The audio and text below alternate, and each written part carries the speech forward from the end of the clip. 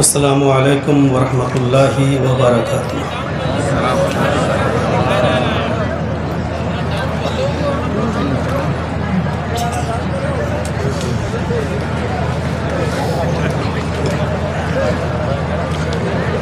अल्हम्दुलिल्लाह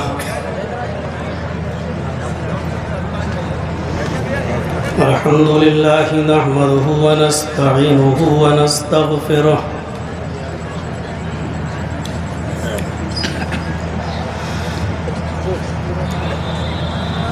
व नऊज़ु बिल्लाहि मिन शुरूरि अनफुसिना व मिन सय्यिआति अमालिना।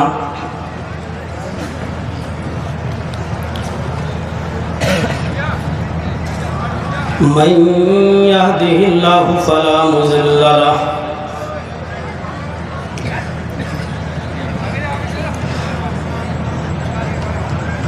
व मन युज़लिल्हु फला हादिय लहु।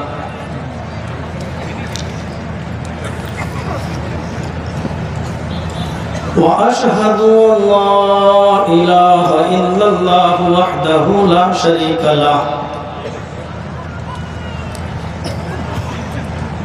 व अशहदु अन्न मुहम्मदन अब्दुहु व रसूलुहु। अम्मा बाद फ़इन्न खैरल हदीस किताबुल्लाह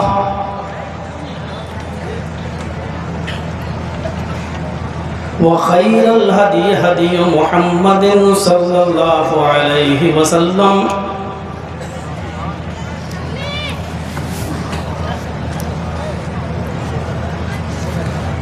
व शर्रुल उमूरि मुहदसातुहा व कुल्लु मुहदसतिन बिदअह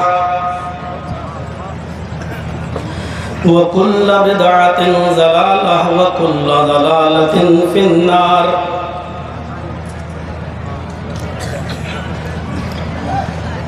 अऊज़ु बिल्लाहि मिनश शैतानिर रजीम। बिस्मिल्लाहिर रहमानिर रहीम।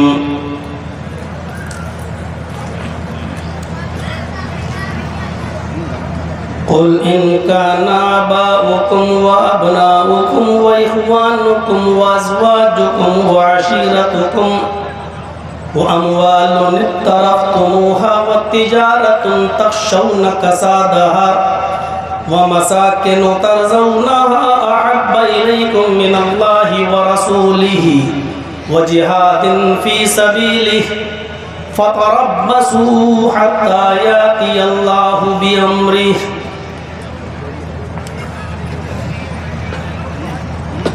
रब्बि इश्रह ली सदरी व यस्सिर ली अमरी वहलुल उक़दतम मिन लिसानी यफ़क़हू क़ौली।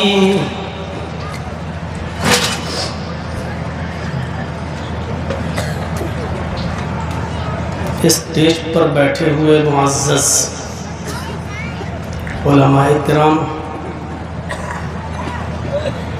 और इलाके के बावक़ार अहबाब, घमाए मऊ डिस्ट्रिक्ट कन्नौज और उसके अतराफ़ व अकनाफ से तशरीफ़ लाए हुए मुतअद्दिद अज़ला से मुअज़्ज़ज़ सामाईन हज़रात, पर्दा नशीन इस्लामी ख़वातीन, प्यारी माँ और बहनों, कौमों मिल्लत के लायकवर नौजवानों, मुस्तक़बिल के होनहार अज़ीज़ बच्चों,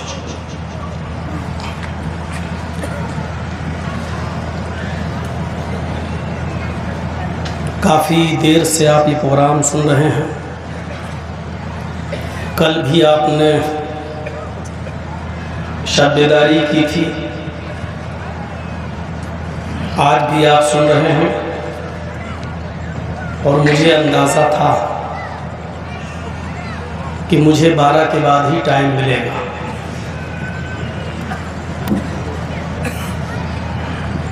मेरा अंदाज़ा सही साबित हुआ और तकरीबन 1 बजे मैं आपके रूबरू आया। इन नौजवानों ने बड़ी मेहनत की इस प्रोग्राम के लिए। ये प्रोग्राम पिछली साल भी लिए थे मुझसे, तारीख भी तय हो चुकी थी और आप सबको बखूबी इल्म है कि मेरे साथ एक हादसा पेश आ गया था और यहाँ के नौजवानों ने प्रोग्राम भी कैंसिल कर दिया था कि मौलाना जर्जीस साहब जब नहीं रहेंगे तो हमारा प्रोग्राम भी नहीं होगा। इस साल इन्होंने फिर राब्ता कायम किया। ये प्रोग्राम शायद पहले 3-4 तारीख को था, तारीख भी तय हो चुकी थी, लेकिन जब इन लोगों ने मुझसे राब्ता कायम किया तो मैंने कहा कि मैं 3-4 को नहीं रह सकूँगा, क्योंकि 5 तारीख को मुझे जुम्मा पढ़ाना है भटकल कर्नाटक में हुबली। 6 से लेकर 12, 13, 14 तारीख तक मेरे प्रोग्राम लगे हुए हैं भटकल में और रायपुर में कर्नाटक में, तो मुझे निकलना है। मैंने कहा मैं सिर्फ 2 तारीख का टाइम दे सकता हूँ और आप लोगों ने 1 और 2 अक्टूबर का टाइम फिक्स कर लिया। मैं अपने वादे के मुताबिक 2 तारीख को आप तक पहुँचा हूँ। मेरे साथ ज़िले जमीयत अहले हदीस लखनऊ के नाज़िम जनाब नदीम साहब भी तशरीफ़ लाए हुए हैं और मेरे साथ लखनऊ के 2 डॉक्टर भी आए हुए हैं लखनऊ से। अल्हम्दुलिल्लाह दोनों ही लोग अपनी जमात से वाबस्ता हैं। एक डॉक्टर अब्दुल कादिर साहब हैं जिनका इंजीनियरिंग कॉलेज चौराहे पर एक हॉस्पिटल है अल्फ़ा हॉस्पिटल के नाम से, और उसी हॉस्पिटल में मेरे वालिद मोहतरम का इलाज भी चल रहा है और अल्हम्दुलिल्लाह वो काफ़ी देख रेख भी करते रहते हैं। और उनके साथ दूसरे डॉक्टर आए हुए हैं जिनकी ड्यूटी है अवध हॉस्पिटल में, डॉक्टर मोइन साहब, और सुबह 7 बजे हॉस्पिटल में पहुंचना भी है। इनको कल इमरजेंसी में ऑपरेशन भी करना है, तो मुझे प्रोग्राम के बाद निकलना है। अल्लाह ताला से दुआ करता हूँ कि बारिल्लाह जिन नौजवानों ने ये प्रोग्राम रखा है और जिन लोगों ने इसमें ताउन किया है, बढ़ चढ़ कर अल्लाह रब्बुल आलमीन उनके रिस्क में बरकत अता फरमाए, उनकी दीनदारी में बरकत अता फरमाए, और जिस मकसद से ये इजलास रखा गया है अल्लाह रब्बुल आलमीन हमें उस मकसद में भी कामयाबी अता फरमाए। बड़े दिग्गज उलमा को भी आपने सुना, शेख सनाउल्लाह साहब को भी आज आपने सुना, कल भी उनको सुना था। कल अब्दुल गफ्फार सल्फ़ी हफ़िज़हुल्लाह की तकरीर भी आपने समाअत फरमाई थी हुकूक़ुज़ ज़ौजैन के मौजू पर। सनाउल्लाह साहब ने भी कल खिताब किया था, आज सनाउल्लाह साहब का भी खिताब आपने सुना। मुफ़स्सिर कुरान शेख जलालुद्दीन हफ़िज़हुल्लाह का भी आपने पर्दे के ताल्लुक़ से खिताब समाअत फरमाया। मुझे भी इंतज़ामिया कमेटी की तरफ से जो मौजू दिया गया है वो है मोहब्बत रसूल और उसके तकाज़े। मैं खुद ताज्जुब कर रहा था कि मुझे ये मौजू इस वक्त नहीं दिया जाना चाहिए था, क्योंकि 12 रबीउल अव्वल से पहले ये मौजू दिया जाता तो कुछ मुनासिब था, लेकिन ये मौजू मुझे 12 रबीउल अव्वल के बाद दिया गया। बहरहाल मोहब्बत रसूल का मौजू बड़ा वसी है और इस बात को आप अपनी जहन में बिठा लीजिए, जिस शख्स के दिल में मुहम्मदुर रसूलुल्लाह सल्लल्लाहु अलैहि वसल्लम की मोहब्बत नहीं, वो शख्स मुसलमान नहीं हो सकता है। ऐसा कौन सा मुसलमान होगा जो ये कहे कि मुझे रसूलुल्लाह सल्लल्लाहु अलैहि वसल्लम से मोहब्बत नहीं है? ऐसा कोई मुसलमान हो ही नहीं सकता। मोहब्बत रसूल का एक पैमाना है, एक मयार है।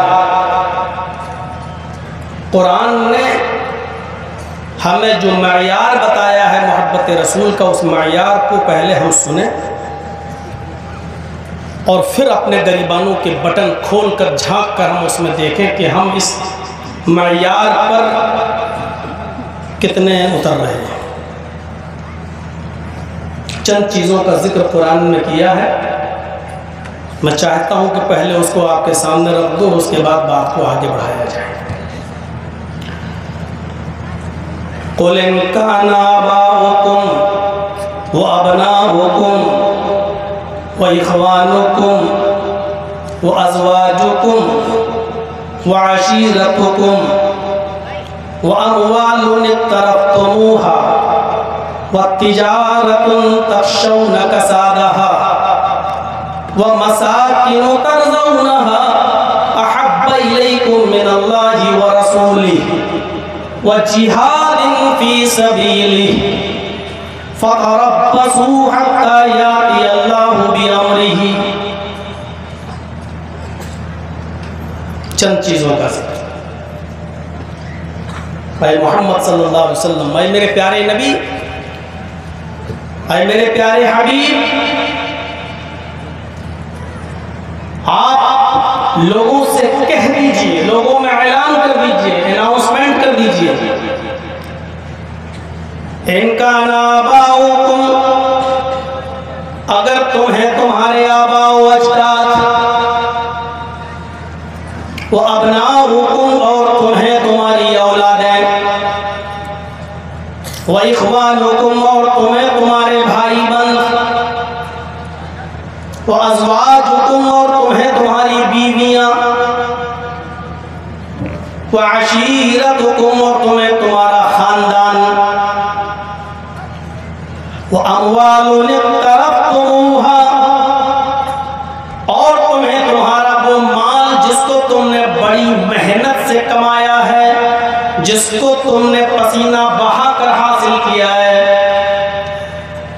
व मसाकिनु तर्ज़ौनहा व तिजारतुन तख़शौन कसादहा व मसाकिनु तर्ज़ौनहा, और तुम्हें तुम्हारा वो बिजनेस, तुम्हें तुम्हारी वो तिजारत जिसके नुकसान का तुम्हें डर लगा रहता है, जिसके नुकसान का तुम्हें खतरा लाहिक रहता है, जिसके नुकसान से तुम हर वक्त खौफज़दा रहते हो, व मसाकिनु तर्ज़ौनहा, और तुम्हें तुम्हारे मकानात, तुम्हें तुम्हारी बिल्डिंगें जिसमें तुम दादे ऐश लेते हो, जिसमें तुम बड़े तर्रुफ़र के साथ रहते हो, अगर ये सारी की सारी चीजें अगर तुम्हें ज्यादा महबूब है मिनल्लाहि व रसूली, अल्लाह और उसके रसूल से, व जिहादिन फी सबीली, और अल्लाह के रास्ते में जिहाद करने से, अगर ये चीजें तुम्हें ज्यादा महबूब है, ज्यादा पसंदीदा है, ज्यादा तुम इनसे उनसियत और लगाव रखते हो,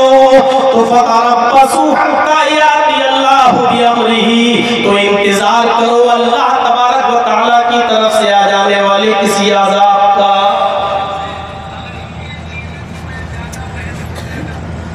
एक बात जहन में रख लीजिए, अल्लाह ने ये नहीं कहा कि इन चीज़ों से मोहब्बत ना करो, अल्लाह ने ये कहा कि इन चीज़ों से मोहब्बत होनी चाहिए, लेकिन अल्लाह और उसके रसूल की मोहब्बत से ज़्यादा नहीं। आबाओ अजदाद से मोहब्बत हो, लेकिन अल्लाह और उसके रसूल से ज़्यादा नहीं।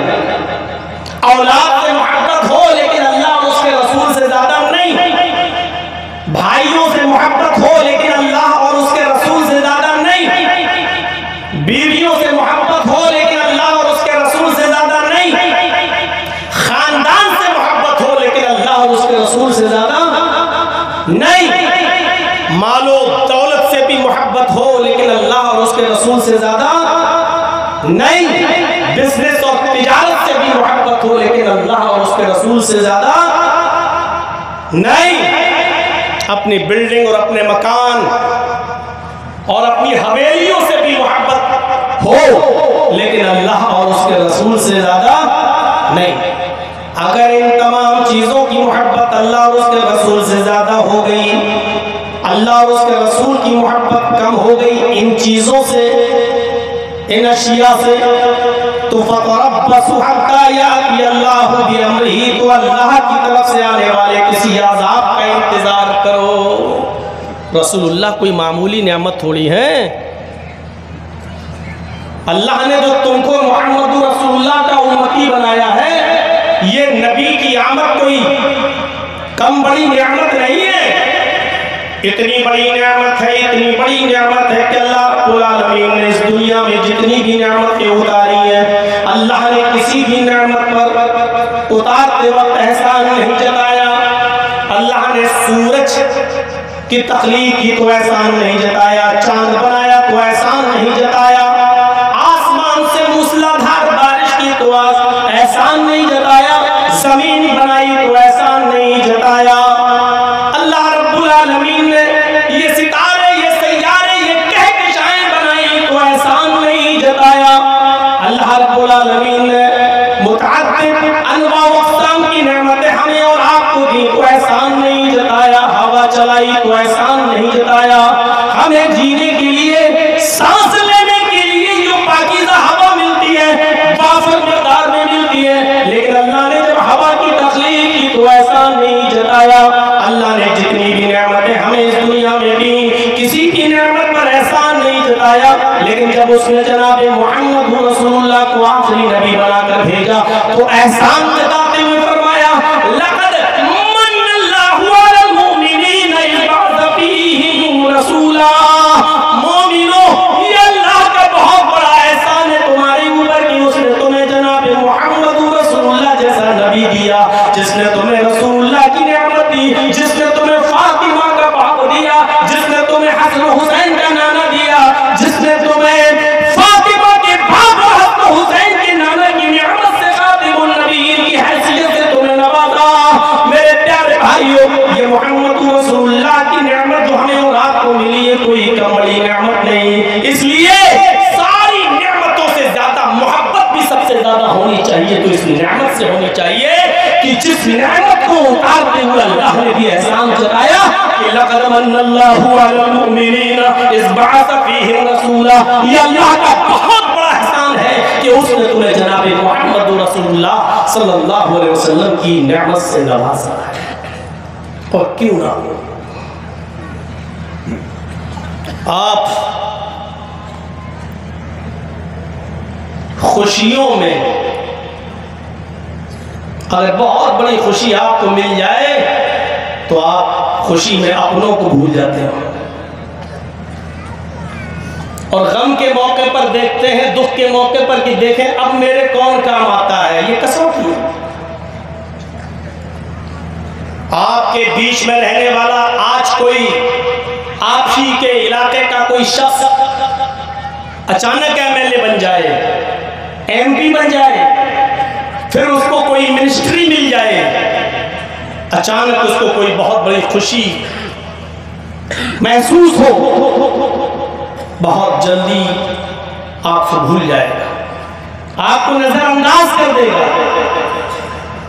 फिर आप कहेंगे वाह साहब, हमारे दरमियान रहने वाला शख्स आज हम ही को भूल गया है, हमसे नजरें मिलाने के लिए तैयार नहीं। लोगों को दो ही मौके पर देखा जाता है, एक उस वक्त जब उसको कोई खुशी मिली हो, या एक उस वक्त जब उसको कोई गम पहुंचा हो, बहुत बड़ा दुख पहुंचा हो, कि देखें ये हमारे दुख में कितना साथ देता है, हमारे सुख में कितना साथ देता है। यही कसौटी होती है पहचानने की। लेकिन इमाम कायनात पर नजर डालिए, सबसे बड़ी खुश नसीबी खुशी मिली जनाब मोहम्मद रसूलुल्लाह को। सफरे मेराज पर आप जाते हैं, अल्लाह ने अपने पास बुलाया, आओ मेरे हबीब आओ। मेराज पर गए, बुर्राक की सवारी की, अल्लाह ने अपने करीब किया। ये अलग बात है कि मोहम्मद रसूलुल्लाह ने अल्लाह को देखा नहीं। हजरत आयशा सिद्दीक़ा फरमाती है, बुखारी शरीफ की रिवायत, जो शख्स ये कहे कि अल्लाह के रसूल ने अल्लाह को देखा है वो झूठा। मेराज हुई, बुलाया, 50 वक्त की नमाज फर्ज की गई, धीरे धीरे 5 वक्त की नमाज रह गई। 5 वक्त की नमाज लेकर जब अल्लाह के नबी नीचे आने लगे तो अभी ऊपर ही है, अल्लाह का शुक्र अदा करते हैं। इतनी बड़ी नेमत कि अल्लाह रब्बुल आलमीन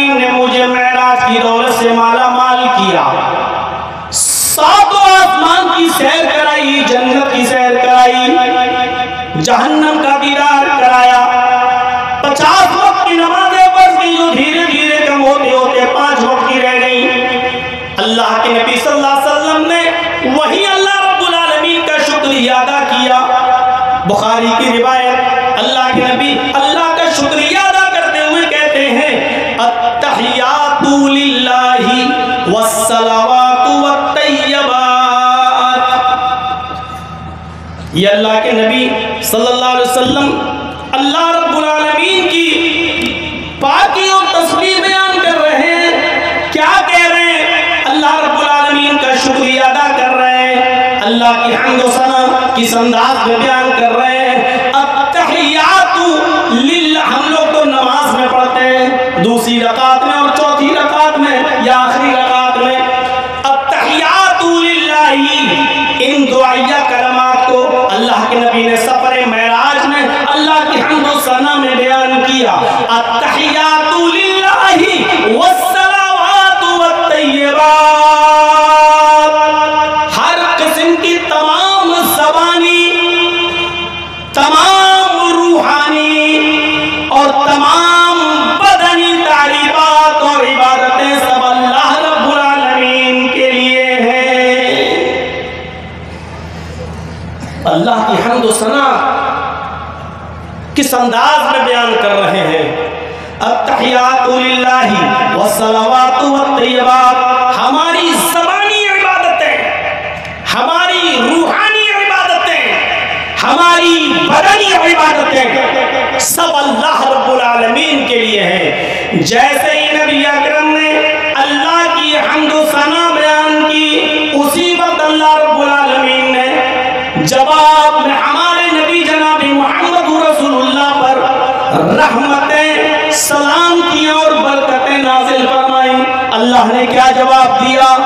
अस्सलामु अलैका अय्युहन नबी व रहमतुल्लाहि व बरकातुहू, अस्सलामु अलैका अय्युहन नबी व रहमतुल्लाहि व बरकातुहू। कितनी बड़ी नेमत है। अल्लाह फौरन जवाब दे रहा है और अपने नबी से कह रहा है, आए हमारे नबी, आए पैगंबर, आपके ऊपर सलामती हो, अस्सलामु अलैका, आपके ऊपर सलामती हो, व रहमतुल्लाहि व बरकातुहू, अल्लाह की रहमतें हो और अल्लाह की बरकतें भी हो। ये अल्लाह ताला ने नबी अकरम जनाब मोहम्मद रसूलुल्लाह से कहा। इतनी बड़ी खुशी मोहम्मद रसूलुल्लाह को उस वक्त मिली, लेकिन इतनी खुशी के मिलने के बाद भी आपने अपनी उम्मत को फरामोश नहीं किया और उसी वक्त अल्लाह से जवाब दिया और अल्लाह से फरमाया, अस्सलामु अलैना व अला इबादिल्लाहि स्वालिहीन। नहीं, अल्लाह सिर्फ हमारे ऊपर ही सलामती नहीं, अस्सलामु अलैना, अल्लाह हमारे ऊपर भी सलामती हो, व अला इबादिल्लाहि स्वालिहीन, अल्लाह तेरे नेक और साले बंदों पर भी तेरी सलामती हो, तेरी रहमतें हो, तेरी बरकतें हो। अल्लाह मेरी उम्मत को अपनी सलामती और अपनी रहमतों बरकतों से फरामोश मत करना। अल्लाह अगर तू मेरे ऊपर सलामती और रहमतें नाजिल कर रहा है तो मेरी उम्मत को भूल मत जाना, मेरी उम्मत पर भी सलामती और रहमतें नाजिल हो। ये खुशी का मौका मिलता है मोहम्मद रसूलुल्लाह को और आप इतनी खुशी में अपनी उम्मत को फरामोश नहीं कर रहे हैं, तो क्या उम्मत का ये भी तकाजा नहीं होता है कि वो अपने नबी से मोहब्बत करे? मोहब्बत का वो मयार नहीं जो आजकल हो रहा है, नाच और गानों के साथ, ढोल और ताशों के साथ, बैंड और बाजों के साथ, नाच और गानों के साथ, और 1.5 2 फुट की दाढ़ियों वाले नाच रहे हैं, डांस कर रहे हैं। ये कौन सा जश्न है? मोहब्बत का ये अंदाज नहीं होना चाहिए। खुशी है और इतनी खुशी कि अल्लाह ने फौरन जवाब दिया। ज़बानी, रूहानी और बदनी इबादत है अगर मेरे लिए, तो आए नबी सलामती हो आप पर, अल्लाह की रहमतें भी और बरकतें भी हो।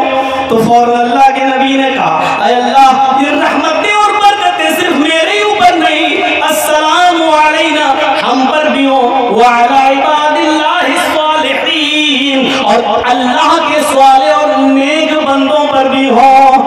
इतनी खुशी का मौका, लेकिन मोहम्मद रसूलुल्लाह अपनी उम्मत को नहीं भूल रहे। या इंसान की परख कब होती है? जब बहुत ज्यादा दुख और गम पहुंचा हो। जब बहुत ज्यादा दुख और गम पहुंचता है, फिर देखा जाता है कि कौन मेरे साथ है। इमाम कायनात फरमाते हैं सबसे बड़ा दुख उस दिन होगा, सबसे बड़ा दुख उस दिन होगा जब सूरज सवा नेज़े के 1 मील के फासले पर होगा, 50,000 साल का दिन होगा, मैदाने महशर होगी, सूरज की गर्मी से लोगों के जिस्म निचोड़ कर पसीना जमीन के ऊपर गिर रहा होगा। लोग अपने पसीने में कोई टखने के बराबर, कोई पिंडली के बराबर, कोई घुटने के बराबर, कोई कमर के बराबर, कोई कंधे के बराबर डुबकियां मार रहा होगा और कोई अपने पसीने में गोते लगा रहा होगा। ऐसे मौके पर जहां इंसान सारे नबियों के पास जाएगा, हमारी सिफारिश हो जाए, हमें कोई बख्शवा दे, हर नबी अपनी अपनी खता और अपनी अपनी भूल को याद करेगा। हजरत यूनुस अपनी खता और भूल को याद करेंगे, हजरत आदम अपनी खता और भूल को याद करेंगे, हजरत अय्यूब, ज़करिया, यहया सब अपनी अपनी भूल को याद करेंगे। ऐसे नाजुक मोड़ पर इतना गम का माहौल होगा कि बाप बेटे को और बेटा बाप को नहीं पहचान रहा होगा। यौमा यफिर्रुल मरउ मिन अखीही व उम्मिही व अबीही व साहिबतिही व बनीही, यौमा यफिर्रुल मरउ मिन अखीही, इंसान अपने भाई को देखकर भाग रहा होगा, व उम्मिही, बेटा अपनी माँ को देखकर भाग रहा होगा, वो अबीही, और बेटा अपने बाप को देखकर भी भाग रहा होगा, वो साहिबतिही, शौहर अपनी बीवी को देखकर भाग रहा होगा, वो बनीही, बाप अपनी औलाद को देखकर भाग रहा होगा। आज ये मुझसे नेकियां ना मांग बैठे, आज ये एक जर्रे का एक नेकी का कोई सवाल ना कर बैठे। ऐसे नाजुक मोड़ पर हमारे नबी अपनी उम्मत को याद करते हुए कहेंगे अल्लाहुम्मा उम्मती उम्मती, अल्लाहुम्मा उम्मती उम्मती, अल्लाह मेरी उम्मत, अल्लाह मेरी उम्मत, अल्लाह मेरी उम्मत, अल्लाह मेरी उम्मत का ख्याल रख।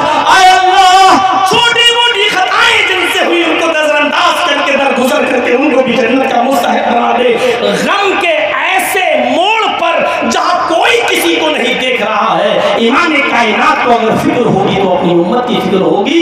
मेरे प्यारे साथियों, जो तुम्हारे खुशी में भी शामिल हो, जो तुम्हारे गम में शामिल हो, ईमानदारी के साथ बताइए, इंसानियत के साथ बताइए, और अपने गरीबानों में झांक कर देखिए उस रसूल के साथ हमारा सलूक क्या है।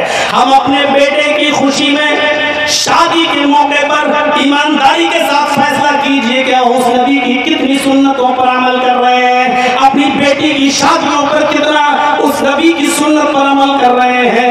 ईमानदारी के साथ फैसला कीजिए, जो तुम्हारे खुशी में, तुम्हारे गम में जिसने कभी तुम्हें फरामोश न किया हो, आज बेटे के सर पे सेहरा सज रहा है, अगरचे वो गलत है, तुम शादी के मौके पर अपने बेटे को सजा रहे हो और शादी के लिए उसको दूल्हा बना रहे हो, या अपनी बेटी को दुल्हन बनते हुए देखकर तुम्हें खुशी हो रही है। आज मौका है कि जो नबी खुशी में तुम्हें फरामोश नहीं कर सका, आज इस खुशी के मौके पर तुम उस नबी को कितना फरामोश कर रहे हो। आज मौका है देखने का, आज मौका है आजमाइश का, आज मौका है इम्तिहान का, कि आइए हम देखें कि हम उस रसूल की सुन्नतों पर हम कितना अमल कर रहे हैं। आज मौका है। ये मिसालें इसलिए नहीं दी जाती है कि एक कान से सुनी जाए और दूसरी कान से उड़ा दी जाए। बहुत से लोग तो एक वाकया उनके सामने आया तो वो अपनी ज़िंदगी बदल दिया करते थे, और हमारे सामने तो कितनी मिसालें दे दी जाती हैं लेकिन टस से मस नहीं होते हम। आपने हमीदुद्दीन अबुल हाकिम इब्ने बहाउद्दीन का वाकया नहीं सुना हो। बहाउद्दीन के इंतकाल के बाद उनका बेटा यही अबुल हाकिम हमीदुद्दीन, जो मरवान का हाकिम था, और सुनो हाकिम था, लफ्ज़ हाकिम से समझ जाइएगा कितनी बड़ी पोस्ट थी। और अपने शहर पर 21 साल तक हुकूमत की जो मरवान का 21 साल 21 ईयर्स 21 साल तक हाकिम था। अपने शहर के बीचों बीच उसका एक गोल्डन एक बाग था, बड़ा खूबसूरत। वो आराम करने के लिए जब थक जाता था तो अपने बाग में जाया करता था। हमीदुद्दीन अबुल हाकिम अपने बाग में जाया करता था, बाग की रखवाली के लिए और अपना बिस्तर बिछाने के लिए वो एक लौंडी को, एक खादिमा को रखे हुए था जो हमीदुद्दीन अबुल हाकिम का बिस्तर बिछा दिया करती थी। जिस बिस्तर पर सिर्फ हमीदुद्दीन अबुल हाकिम सोया करता था, उसके अलावा कोई नहीं सो सकता था। 21 साल हुकूमत करते हुए इस शख्स को हो गया, थक गया। आज अचानक जाता है कि हम अपने बाग में जाएं। लौंडी ने बिस्तर बिछा दिया था, उस लौंडी ने, उनकी खातिमा ने बिस्तर बिछा रखा था, लेकिन उस लौंडी ने ये सोचा कि बादशाह इस पर बहुत दिनों से सो रहा है, यहीं आता है, आराम करता है हाकिम हमीदुद्दीन।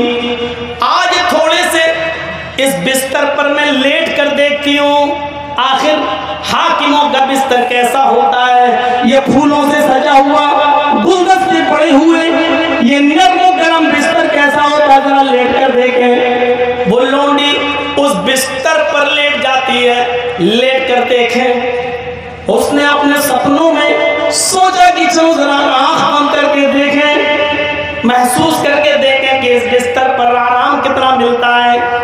उसने आंख बंद की, उसको इतनी राहत मिली, उसको इतना आराम मिला कि नींद लग गई।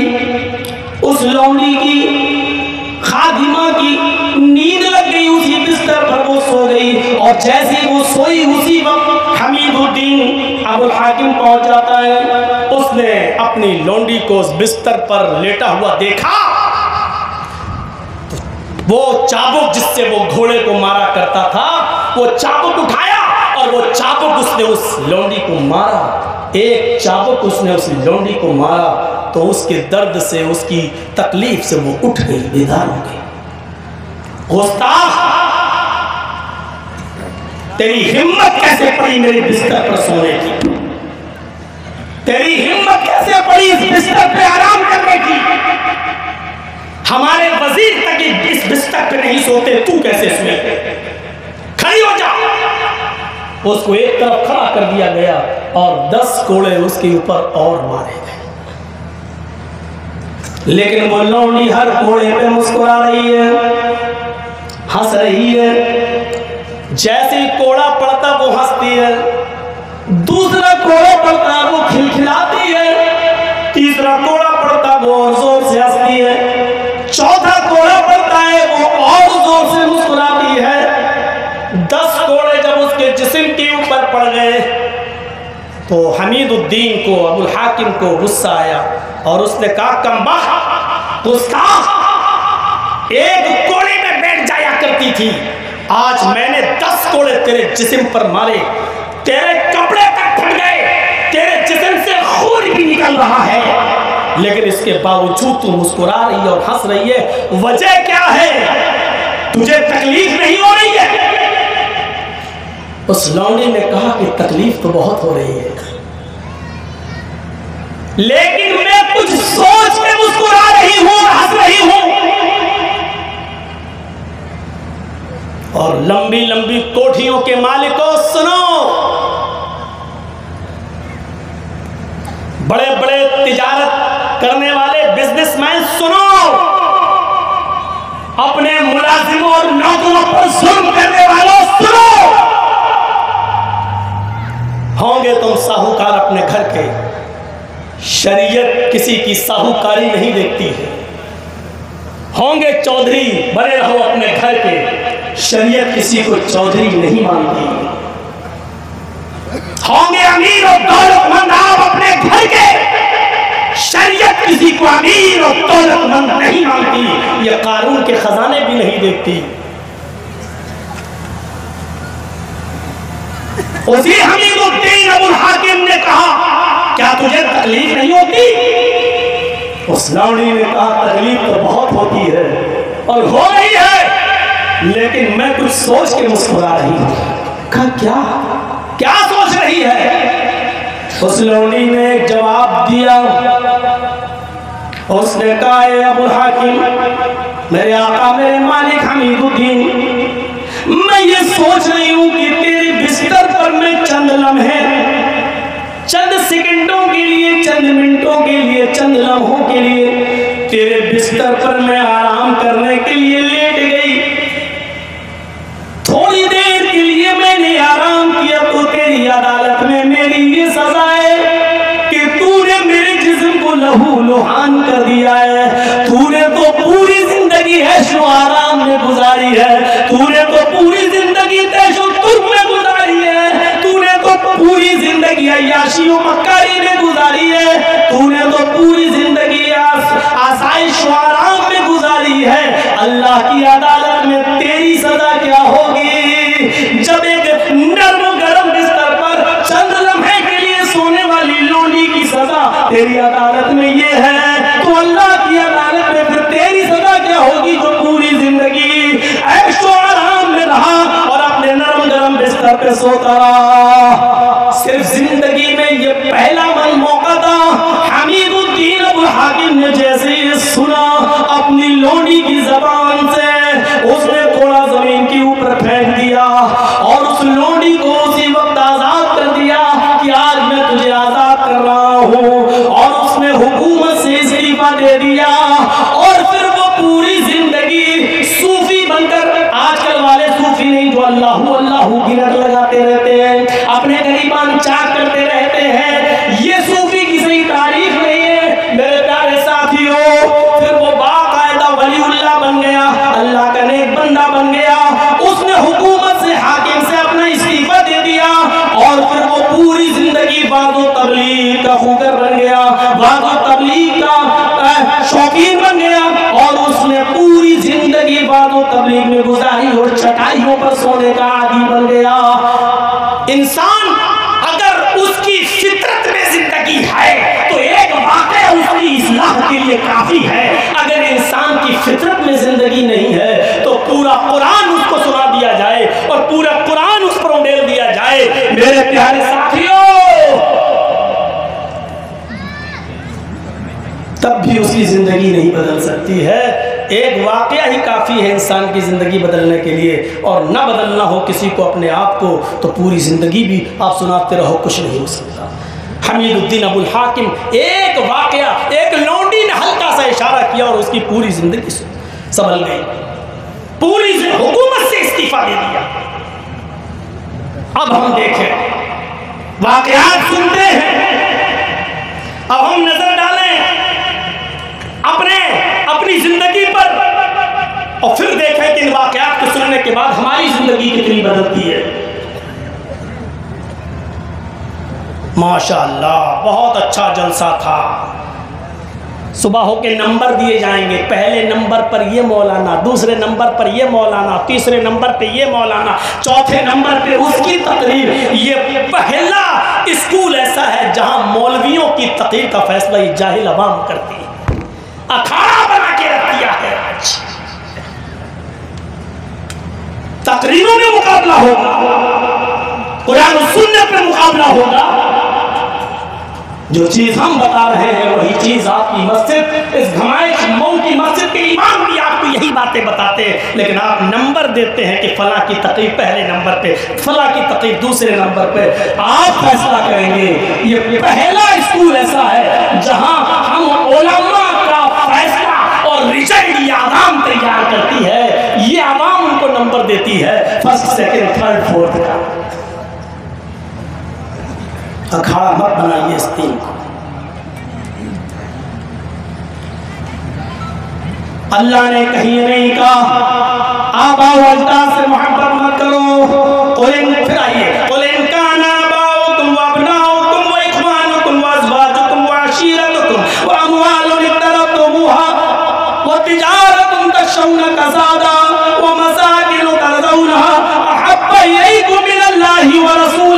व जिहादिन फी सबीली हत्ता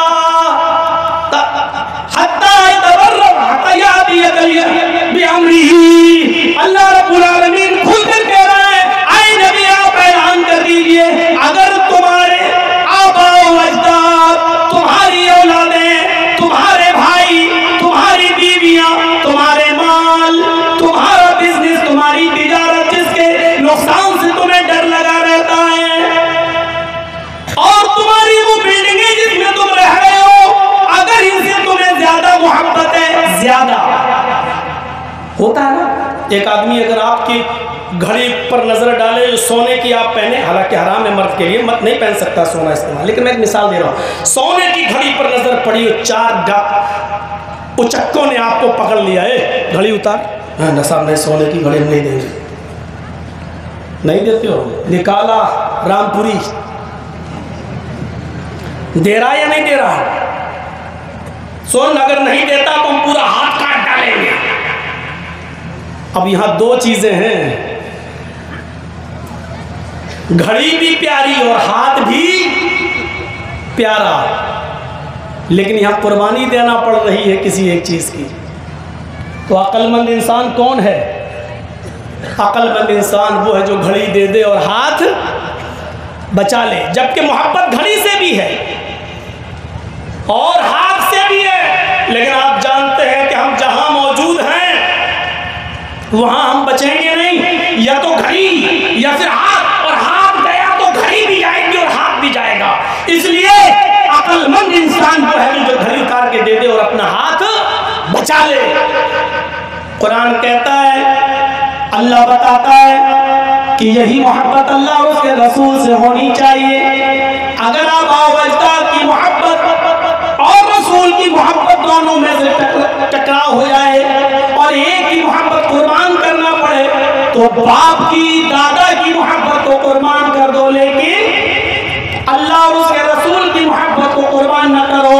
हजरत अबू बकर सिद्दीक रज़ियल्लाहु ताला अन्हु ये जंगे बदर में नबी अकरम के साथ लड़ रहे थे, और अबू बकर सिद्दीक का बेटा अबू जहल का साथ दे रहा था।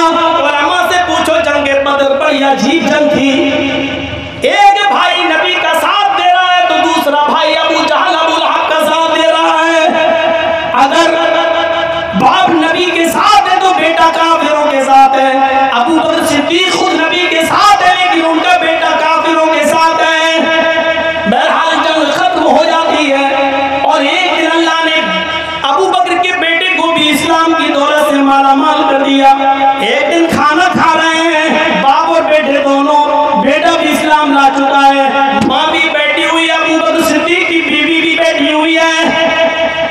बेटे ने जिक्र किया, माँ जी, बाप अब्बू बाल बाल बच गए जंगे बदर में, लड़ते हुए हमारे पास आ रहे थे और मैं काफिरों का साथ दे रहा था, मेरी तलवार उठी, इन्होंने ऊपर उठ के देख लिया, मैंने देखा ये मेरा बाप है, मैंने इशारा किया, भागो यहाँ से, मर जाओगे, बेटे की तलवार के नीचे आ रहे, हटा दिया। अम्मी ये कई मर्तबा मेरी तलवार के नीचे आए, मैं नहीं जानता था कौन, जैसी मैं तलवार चलाने लगता था ये ऊपर गर्दन उठा के देख लिया करते थे, मैं देखता था ये मेरा बाप, मैं छोड़ देता था, हट जाओ जाओ यहाँ से, मैं नजरें चुरा लिया करता था, मैंने बचा लिया, ना आज तुम बेवा हो गई होती। अबू बकर सिद्दीक मुस्कुराते हैं, लड़का गया तो 4 घंटे से ले कर दीजिए, हमको तो नहीं मालूम कहाँ का है, यहीं का, इसी गांव का है, जनवार। हाँ, 4 जनवार बिन इस्माइल का बेटा। देखिए, जनवार बिन इस्माइल का बेटा गुम हो गया है, वालिदैन परेशान हैं, जिनको मिल जाए वो राजू की चक्की के पास स्टेज पर आ जाए। जनवार इस्माइल साहब का बेटा है, जनवार ना कैसे नाम रखते हैं यार, जनवार, चलिए जनवार इब्न इस्माइल। 4 घंटे से बच्चा गायब है, जिसको भी मिले वो राजू की चक्की के पास स्टेज के पास पहुंचा। तो बाप मुस्कुराए, अबू बकर सिद्दीक मुस्कुराए, कहा कि बेटे तुमने अपनी माँ को बड़ा खुश कर दिया कि हमने छोड़ दिया, लेकिन ये कभी सोचा कि मैं बार बार तेरी ही तलवार के नीचे क्यों आ रहा था? बाप ने कहा, बेटे ने कहा, हाँ अब्बू ये तो पता ही नहीं, आप बार बार मेरी तलवार के नीचे क्यों आ रहे थे? कहा, बेटे आज ये हकीकत भी तुम अपनी माँ के सामने, मैं तुम्हारी माँ के सामने तुम्हें सुना रहा हूँ। सुनो, बहुत आसान है बेटे की मोहब्बत में मोबाइल दे देना और रात के 2 बजे तक उसको चलाने की इजाज़त दे देना। बहुत आसान है बेटे की मोहब्बत में जो ज़बान से निकले फौरन पूरा कर देना। लेकिन यहां मोहब्बत का मयार देखो। अबू बकर कहते हैं, सुनो मेरी बीवी, तुम्हें तो इसने खुश कर दिया कि देखो हमने अपने बाप पर तलवार नहीं चलाई, वरना तुम बेवा हो जाती। लेकिन पूछो इससे कि मैं इसी की तलवार के नीचे क्यों आ रहा था? दरअसल मैदाने जंग में इसी को तलाश कर रहा था। और जब ये मेरी नजर के सामने आता था, काबे के रब की कसम, ये अल्फाज है तज़किरतुल हुफ़्फ़ाज़ के अल्लामा शम्सुद्दीन ज़हबी की किताब के, कसम है उस ज़ात की जिसके कब्जे में मोहम्मद की जान है, मेरी भी जान है, सारी कायनात की इंसानियत की जान है। मैं मैदाने जंग में इसको अपना बेटा ही नहीं मान रहा था। मैं लड़ते लड़ते इसके पास पहुंचता था और मैं इसे मोहम्मद रसूलुल्लाह का दुश्मन समझ रहा था। लेकिन जब मैं इसके करीब गया, मेरा पैर फिसल गया और मैं जमीन के ऊपर गिर गया। इसी को मौका मिल गया और ये तो बाहर उठाता था, मैं इसकी तरफ नजर उठा के देख लेता था। ये तो मुझे बाप समझकर छोड़ दिया करता था। कसम है उस ज़ात की जिसके कब्जे में मेरी जान है। आए मेरे बेटे, अगर तू मेरी तलवार के नीचे आ गया होता, मैं तो आया, तूने छोड़ दिया। अगर मैदाने जंग में तू मेरी तलवार के नीचे आ गया होता तो मैं अपनी तलवार से तेरी गर्दन को जुदा कर देता, कलम कर देता। ये नहीं देखता कि मरने वाला मेरा बेटा है, बल्कि ये सोच कर कि ये जनाब मोहम्मद रसूलुल्लाह का दुश्मन है, मैं तेरी गर्दन उड़ा देता। सच बताइए कैसे लग रहे हैं? बड़ा अजीब मौजू है मोहब्बत रसूल, और साथ में और लगा हुआ है उसके तकाज़े। रसूल की ये मोहब्बत हमसे क्या तकाजा करती है? अबू बकर का अपने बेटे को ये जवाब देना हमें कौन सी तालीम दे रहा और क्या सिखा रहा है? फजर की नमाज पढ़ने के लिए खुद चले जाओ, अस्सलातु खैरुम मिनन नौम की आवाज सुनकर खुद चले जाओ, और तुम्हारा बेटा जो बिस्तर पे सो रहा है इसलिए नहीं जगाओ क्योंकि उसको सुबह 8 बजे स्कूल जाना है, जबकि उसकी उम्र 16, 17 और 18 साल की हो गई है। मेरे प्यारे साथियों, मोहब्बत जो अबू बकर की अपने बेटे को थी, और जब टकरा गई अल्लाह उसके रसूल की मोहब्बत से, बाप की मोहब्बत, तो बाप ने बेटे के सिलसिले में क्या जवाब दिया कि मैं मोहम्मद का दुश्मन समझ के तुझे कत्ल कर देता, मैं ये नहीं समझता कि ये मेरा बेटा है। अब तसव्वुर करो, हम अपने आप को देखें कि हम कौन सी मोहब्बत का मयार पूरा कर रहे हैं और मोहब्बत के मयार पर हम कितना उतर रहे हैं। हम जरा गौर करें, सुलह हुदैबिया के मौके पर वो मंजर भी उठाइए। यही है, यही है, वही है, ले आइए। मुसलमान लोग सिर्फ बच्चे पैदा करना जानते हैं, तरबियत नहीं। लाओ भाई स्टेज पर आ जाओ बेटा। देखो इसके बाप हो मिल जाए तो ले लो, नहीं तो हम ले जाएंगे इसको लखनऊ। आ जाओ स्टेज पर।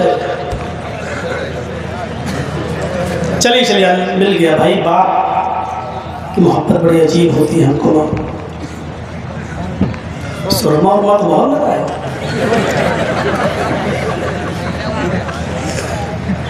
ठीक है, कहीं सो गया था बेचारा। चले तो मेरे भाइयों,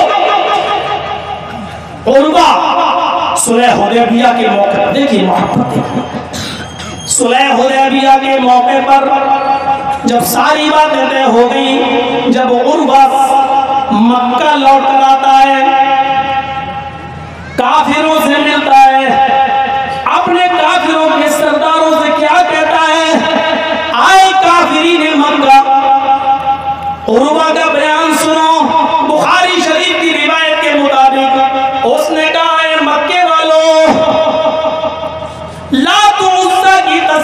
मनात की कसम, जिनकी वो इबादत करते थे, लात व उज़्ज़ा और मनात की कसम, नसर की कसम।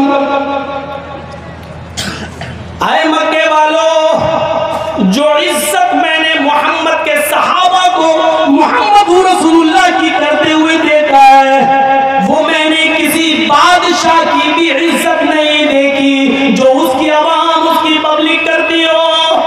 मैंने देखा हुदैबिया के मकाम पर उर्वा ने जो मंजर देखा वो मक्के के काफिरों रईसों सरदारों से बयान कर रहा है, कह रहा है कि आए मक्के के काफिरों, छटपटाओ नहीं भाई। यूट्यूब चैनल वालों ने मेरी तकीनें डाल डाल के अपने मकान बना दिए। इतनी कमाई हुई है इन लोगों को कि उनकी बिल्डिंगें बन गई और जर्जी साहब जेल में 5 महीने रह के आ रहे हैं। ठीक है, आपका भी चैनल है, मैं समझ रहा हूँ, चलेगा, लेकिन ये बंदर वाला काम ना करो। एक बार लगा लो, फिर कर लो, उसके बाद बैठ जाओ, डिस्टर्ब होता है। उर्वा ने कहा हमने अपनी आंखों से देखा है हुदैबिया के मकाम पर।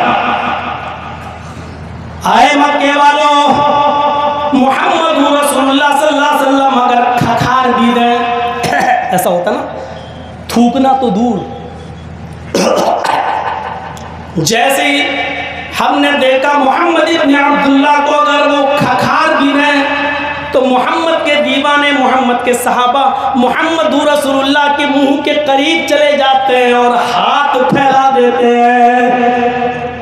फिर रसूलुल्लाह सल्लल्लाहु अलैहि वसल्लम अपने मुंह में जो खखार हुई, जो बलगम आया, जो थूक आया, वो थूक है, नबी जमीन पर थूकना चाहते हैं, लेकिन मोहम्मद के दीवाने उस थूक पर पहले टूट पड़ते हैं और उस थूक को अपने हाथों में लेकर वो मलकर अपने जिस्म पर मलना शुरू कर देते हैं। एरू गेरू किताब का वाकया नहीं है, XYZ का नहीं है, मौलवी जर्जीस मौलवी फला की लिखी हुई किताब का वाकया नहीं है, बुखारी शरीफ की हदीस का पसे मंजर में मैं आपको बतला रहा हूँ कि मोहम्मद इब्न अब्दुल्लाह खकारते हैं, थूकते हैं, तो सहाबा उस थूक को हाथ पे ले लेते हैं, उसको अपने जिस्म पर मलते हैं और अपने कपड़ों पर, अपने बदन पर मलकर तबर्रुक हासिल करते हैं। मैंने मोहम्मद रसूलुल्लाह के दीवानों को देखा कि उनके जिस्म से टपकने वाले पसीने को वो अपनी शीशियों में भरते हैं और उसको अपने घरों के इत्र में मिलाते हैं। आए लोगों, मैंने मोहम्मद के दीवानों को देखा है, मैंने मोहम्मद के दीवानों को देखा है कि अगर कोई हुक्म दे दे तो ये नहीं देखते कि ये हुक्म कितना जोखिम भरा है, कितना खतरनाक है, इसमें मेरी जान भी जा सकती है। वो अपनी औलाद की, अपने माँ बाप की परवाह नहीं करते। हुक्म ज़बान से निकला, उस पर आमन्ना और सदकना, फौरन उस पर अमल पैदा हो जाते हैं। कसम है उस जात की जिसके कब्जे में सारे इंसानों की जाने, मोहम्मद के दीवानों की नजरों में मोहम्मद रसूलुल्लाह की जो इज्जत है वो मैंने कैसरों किसरा बादशाहों की भी नहीं देखी जो उनके दीवाने उनकी करते हो। मैंने आज तक किसी बादशाह की वो इज्जत नहीं देखी। मैं कह सकता हूं बुखारी शरीफ उर्वा के इस मंजर के बाद उस तो अपने काफिरों को, अपने साथियों को ये मंजर बयान कर रहा है। मैं ये कह सकता हूं बुखारी की इस रिवायत के मुताबिक उल्टा बिल्कुल, कि हमने जितनी सुन्नतों की तौहीन मोहम्मद रसूलुल्लाह की हदीसों पर चलाए गए बुलडोजर, नबी की सुन्नतों का मर्डर, शादियों में, ब्याह में, रहन सहन में, उठने में, बैठने में, लेटने में, सोने में, जागने में, खाने में, पीने में, शादियों में, ब्याहों में, जितने आज हम अपनी जिंदगी में जो जिंदगी गुजार रहे हैं, अब जिंदगी के हर शोबे में जितनी सुन्नतों पर बुलडोजर हमने चलाए हैं और जितनी नबी की सुन्नतों की तौहीन हमने की है, हम मुसलमानों ने की है, मेरे भाइयों, मैं डंके की चोट पर कह सकता हूँ इतना सुन्नतों का मजाक काफिरों ने भी नहीं उड़ाया है, इतना सुन्नतों का मजाक यहूदी और ईसाइयों ने भी नहीं उड़ाया है, जितना सुन्नतों का मजाक और जितना नबी का मजाक हमने और आपने उड़ाया है। और वह तो काफिरों से बयान कर रहा है कि हमने जो इज्जत मोहम्मद की मोहम्मद के दीवानों में देखी है, हमने तो बादशाहों की भी वो इज्जत बादशाहों के दीवानों में नहीं देखी है। और एक हम है, तसव्वुर करो कैसे हमारे कलेजे इधर आराम की आवाज आती है, हय्या अलस सलाह, और बगल में चाय की होटल खुली हुई है, कैसे हमारे दिल गवारा कर लेते हैं। यहाँ हय्या अलस सलाह की आवाजें आ रही हैं और यहाँ मेरे भाइयों बारात आई हुई है 200-250 आदमियों 300 आदमियों की, और उस वक्त उनको नाश्ता चल रहा है, बगल में मस्जिद है, इमाम नमाज पढ़ा रहा है, वो आएगा तो निकाह पढ़ाएगा, लेकिन ये बाराती नाश्ता कर रहे हैं। क्या हय्या अलस सलाह की आवाज इनके लिए नहीं थी? मेरे भाइयों, बुखारी शरीफ की हदीस है, हजरत आयशा बयान करती, हजरत अनस बयान करते हैं, मैंने हजरत आयशा को देखा, नबी की बीवी को देखा कि अल्लाह के नबी अपनी बीवी आयशा की रात पर उनकी गोद में सर रखकर सो रहे होते हैं और हंसी मजाक कर रहे होते हैं, प्यार भरी बातें कर रहे होते हैं, अपनी बीवी के सर पर लेटे रात पर लेटे हुए और उनसे गुफ्तगू कर रहे होते हैं। हजरत आयशा बताती है, बयान करती है कि अल्लाह के नबी जब मेरी रात पर मेरी गोद में सर रख कर लेटते थे और उससे गुफ्तगू करते थे, तो ऐसा लगता था कि मुझसे ज्यादा किसी से मोहब्बत ही नहीं करते, मुझसे ज्यादा किसी से प्यार ही नहीं करते। अचानक हजरत बिलाल की आवाज नबी के कानों में पड़ती, अल्लाहु अकबर अल्लाहु अकबर।